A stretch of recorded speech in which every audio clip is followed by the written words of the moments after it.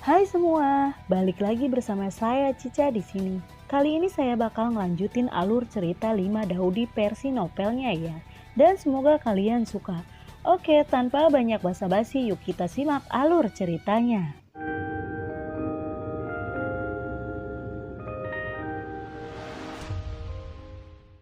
Di cerita sebelumnya, Xiaoyan melihat sosok yang akrab di antara sekelompok orang di Akademi Dewa Perang. Orang yang pernah bertarung dengan Xiaoyan sebelumnya, Zhan Wuji. Xiaoyan bergumam pada dirinya sendiri saat dia melihat sekelompok orang dari Akademi Dewa Perang. Baiklah, ini sangat menarik. Tidak berperasaan, Akademi Poenik ada di sini.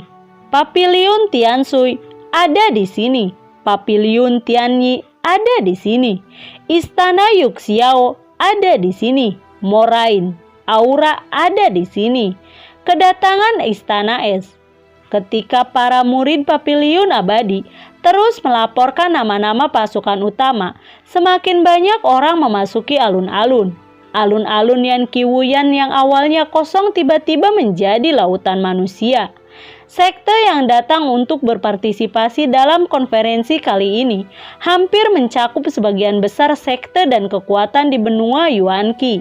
Sekte dan kekuatan yang datang untuk berpartisipasi dalam konferensi kali ini termasuk Akademi Shengnan, Akademi Dewa Perang, Akademi Poenik, Akademi Peri, Papiliun Tiansui, Papiliun Tianyi, Kuil Dalin, Istana Yuxiao, Anpiling Dao, Suradao, Raksa Dao, dan Dao kehidupan dan kematian, Dao kejam, Xiao Dao, Lembah Xiao Yao, Kota Yuan Xiao, Istana Es, Keluarga Juge, Keluarga Liu, Keluarga Luo, dan lain-lain. Hampir semua pasukan kelas 1 yang terkenal di daratan berpartisipasi. Dalam konferensi pemuda ini, kekuatan utama sangat dihargai. Selama murid-murid mereka telah memperoleh warisan Daudi, maka sekte mereka dapat memperoleh kekuatan puncak yang kuat di masa depan, sehingga kekuatan seni bela dirinya sangat meningkat.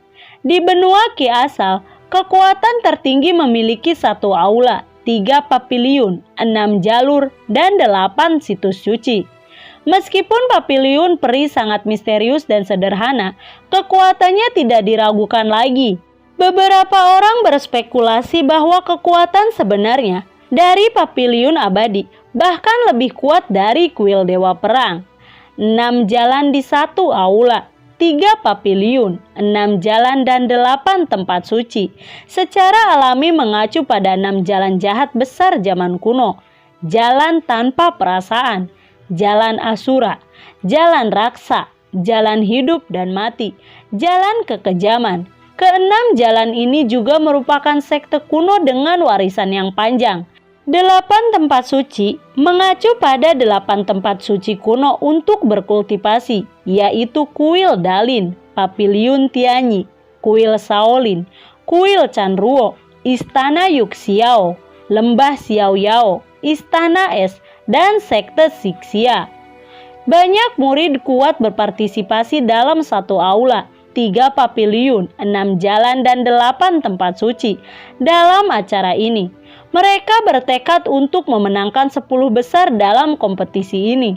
Jika ada yang masuk 10 besar konferensi pemuda benua, dia bisa disebut 10 tuan muda teratas dari benua Qi asal.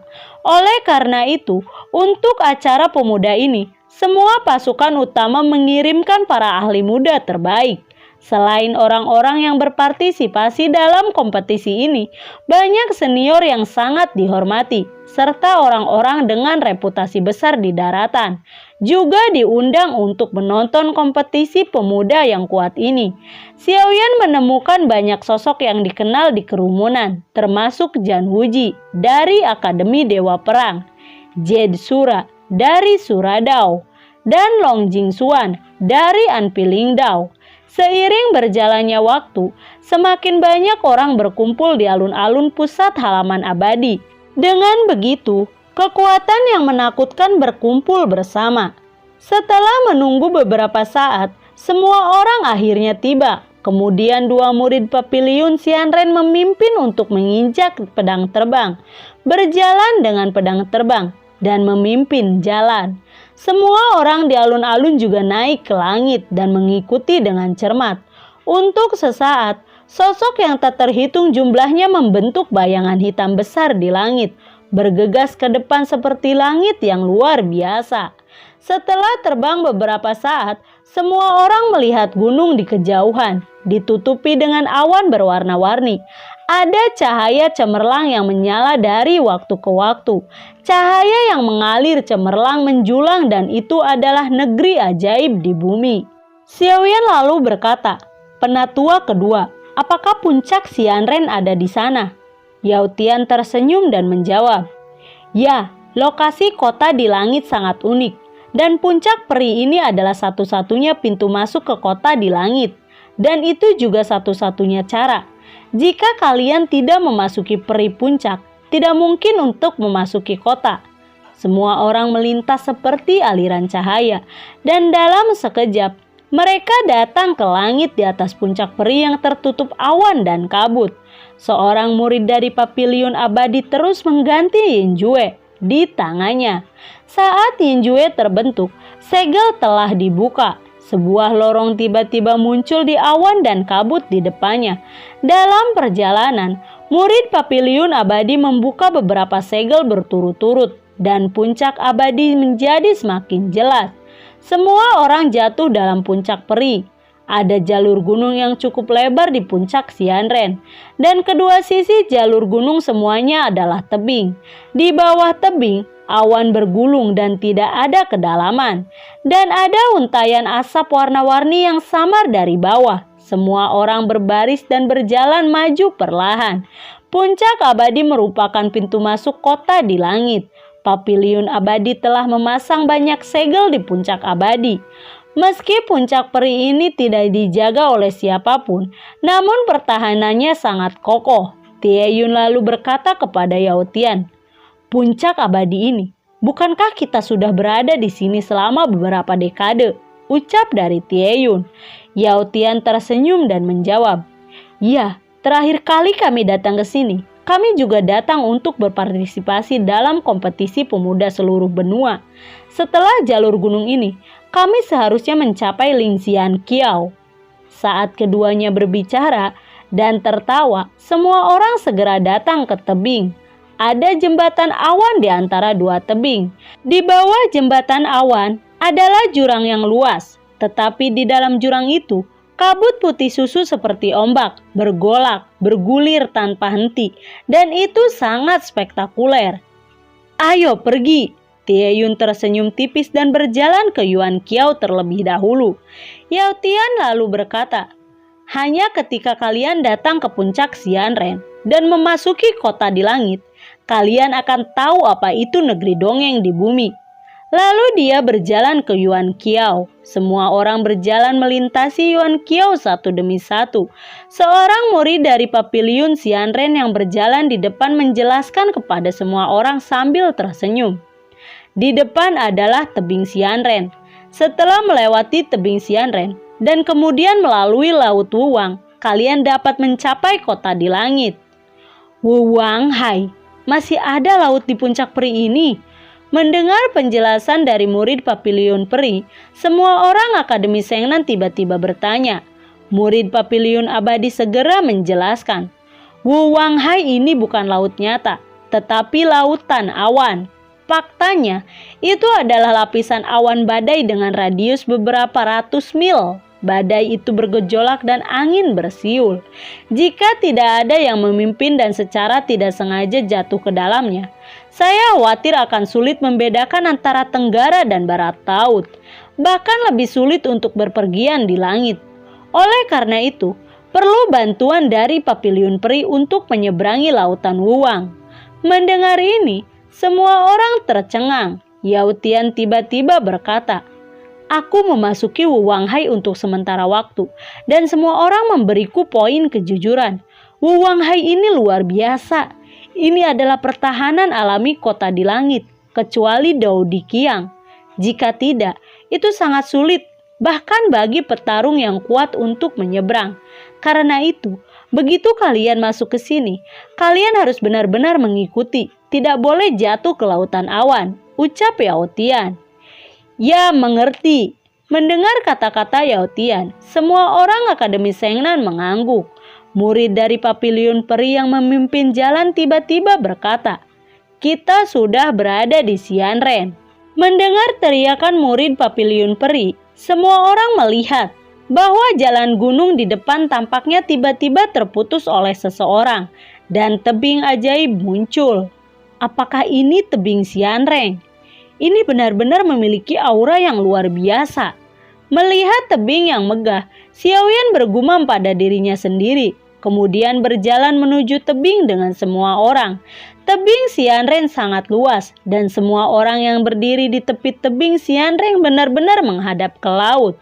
Mereka melihat laut Wuwang, angin kencang, awan putih dan kabut terus bergulir seperti ombak laut. Berdiri di tepi tebing peri, menghadap ke lautan awan yang halus, Xiaoyan tiba-tiba merasakan emosi yang sunyi di hatinya. Setetes air mata jatuh dari sudut matanya, dan dia bergumam pada dirinya sendiri. Jika Sun Er melihat lautan awan ini, dia pasti akan bahagia. Xiaoyan tiba-tiba memikirkan Sun Er tanpa sadar. Sayangnya di mana Sun Er sekarang, dia tidak tahu. Pada saat ini, Xiaoyan sendirian, berdiri di tepi tebing peri. Meskipun ada banyak orang di sekitarnya, sosok kurusnya tampak begitu kesepian. Pada waktu yang tidak diketahui, Liu Xiaohui datang ke sisi Xiaoyan dan berkata, "Xiaoyan, ada apa? Kenapa kamu tiba-tiba merasa sedih?" "Ini tidak seperti kamu." Xiaoyan perlahan mengangkat kepalanya dan tersenyum tipis pada Liu Xiaohui dan berkata, "Melihat pemandangan yang begitu indah, aku merasakan hatiku menyentuh hal-hal tertentu," ucap dari Xiaoyan. Liu Xiaohui lalu berkata, "Aku tidak berpikir kamu masih bisa sesedih ini." Liu Xiaohui terus menggoda Xiaoyan dan berkata lagi, "Ayo pergi, jangan terus bersedih di sini. Kapal telah tiba." Mendengar ini, Xiaoyan melihat ke lautan awan dan melihat kapal yang sangat besar menembus awan dan kabut. Di belakang kapal ini ada lebih dari selusin kapal yang sama, juga bergegas menuju tebing Xianren. Melihat kapal yang sangat besar, banyak orang terkejut. Meskipun laut Wuwang di depan tampak seperti laut, itu bukan laut yang sebenarnya, tetapi seluruhnya terdiri dari awan dan kabut. Saat kapal pertama perlahan bersandar di tepi tebing, suara jernih juga datang dari kapal. "Para tamu, silahkan naik ke kapal." Saat suara merdu jatuh, semua orang segera melihat bahwa seorang wanita cantik berbaju kuning sedang berdiri di geladak kapal, melambai kepada semua orang. Semua orang merasa sedikit ragu dan naik ke kapal satu demi satu. Tentu saja, begitu banyak orang yang menghadiri kompetisi ini, tidak mungkin sebuah kapal membawa mereka semua. Oleh karena itu, kelompok pertama yang naik ke kapal adalah semua orang kuat dari kekuatan daratan teratas, serta orang kuat yang sangat dihormati yang diundang. Adapun kekuatan kelas 2, kekuatan kelas 3, dan orang-orang yang tidak memiliki kekuatan, mereka hanya bisa menunggu sampai kapal di belakang mereka tiba sebelum mereka bisa menaikinya.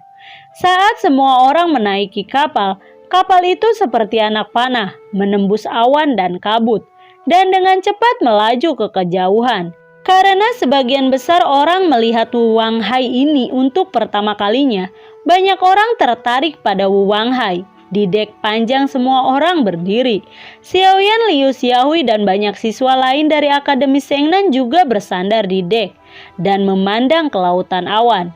Tapi melihat angin kencang mengamuk di lautan awan dan memicu gelombang turbulen dari waktu ke waktu dengan pergerakan kapal yang cepat, awan di bawah kapal berguling dengan sangat keras, membuat kapal juga sedikit bergelombang.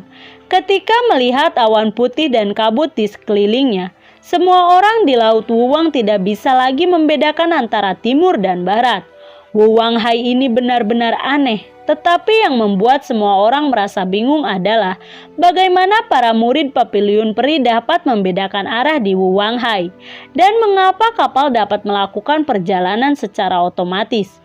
Pada saat ini, kerumunan tiba-tiba menjadi gelisah dan berseru, "Lihat, apa itu?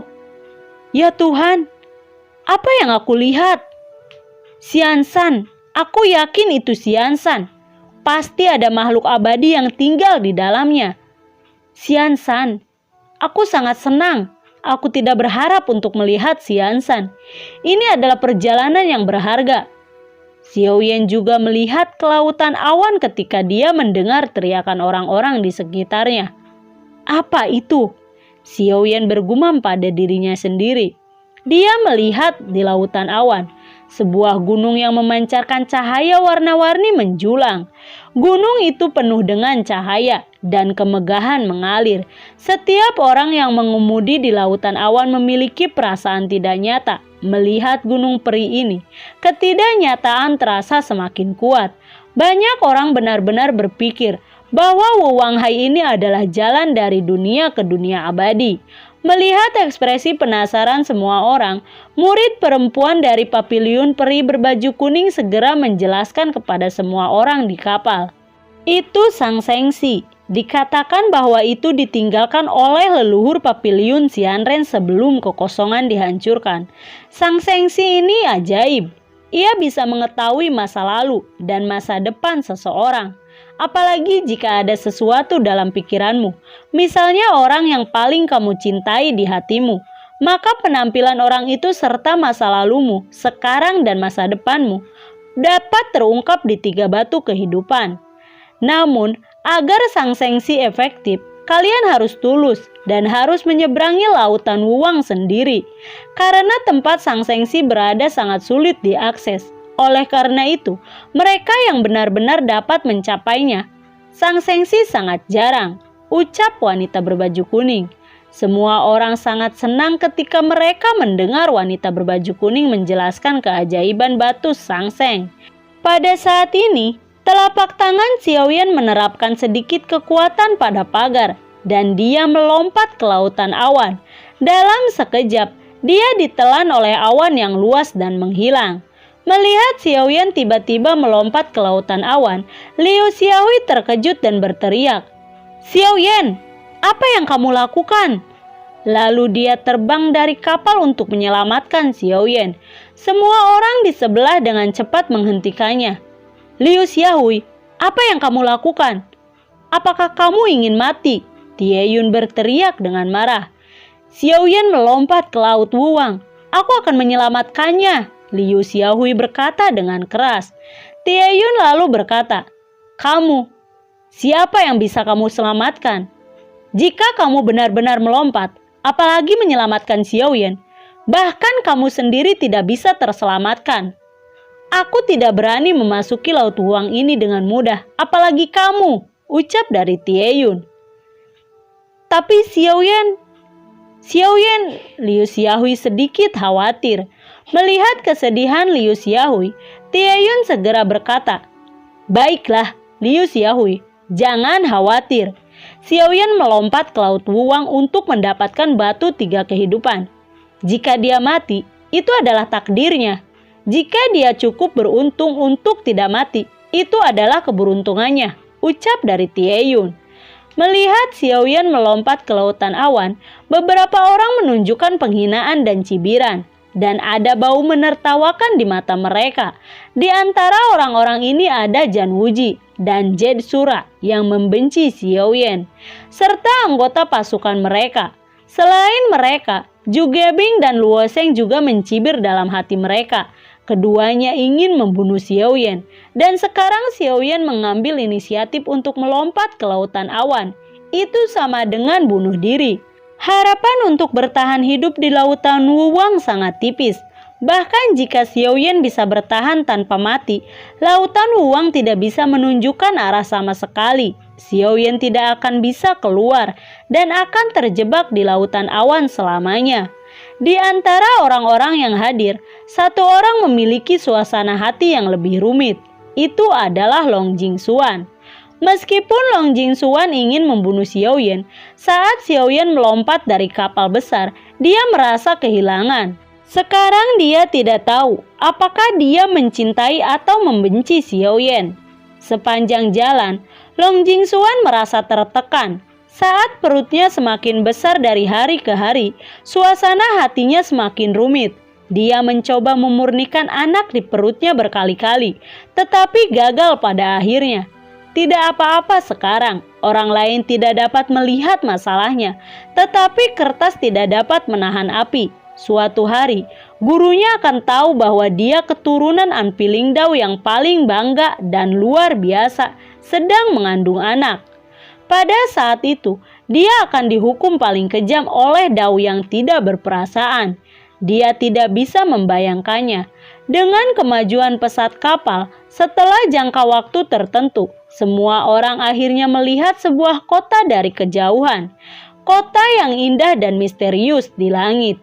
Itu adalah kota di langit. Kota itu seperti gundukan yang sangat besar, tergantung di kehampaan, mengambang di atas lautan awan.